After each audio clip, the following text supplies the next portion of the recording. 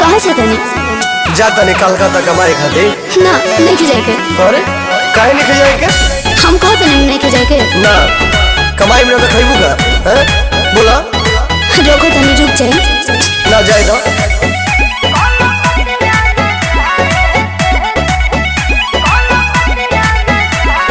जाई के बंगाल जाइबा से नुरावा पखता ना लेबे पिया। अरे कुछ ना होए राजा जी का हो जाई के बंगाल जाइबा से नुरावा पखता ना लेबे पिया। अच्छा कलकतिया ना जाए देबे पिया काहे? कलकतिया ना जाए देबे पिया। हाथ छोड़ा। कलकतिया ना जाए देबे पिया।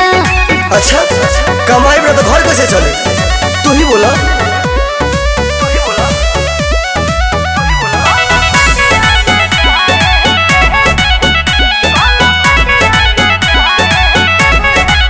लाटाया कौन खोल के मीठा मीठा बोल के बात में उली ही फंसाए राजा जी। तावा पतार के बहुत नु प्यार से माछ भात तो के खिया ही राजा जी।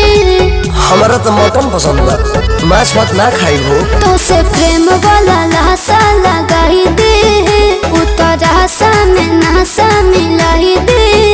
अच्छा। नून रोटी खाए के हो तोरे ई घरे में हम रहले पिया। ओहो कलकतिया न जाए देबे पिया कलकतिया न जाए देबे पिया कलकतिया न जाए देबे पिया। जाए तो पगली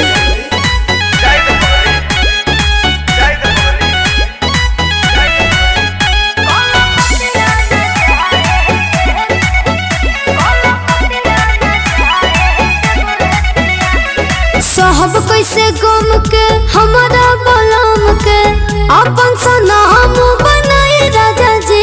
हाँ। सोची जे बतिया तो फटे लगे छतिया मन करे हम मारी जाए राजा जी।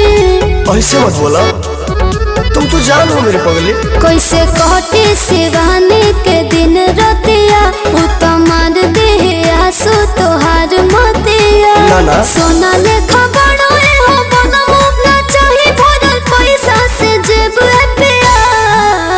कलकतिया ना जाए देबे पिया कलकतिया ना जाए देबे पिया कलकतिया ना जाए देबे पिया। बेगो में लुकवा दे ठीक बा घर ही किसानी करब।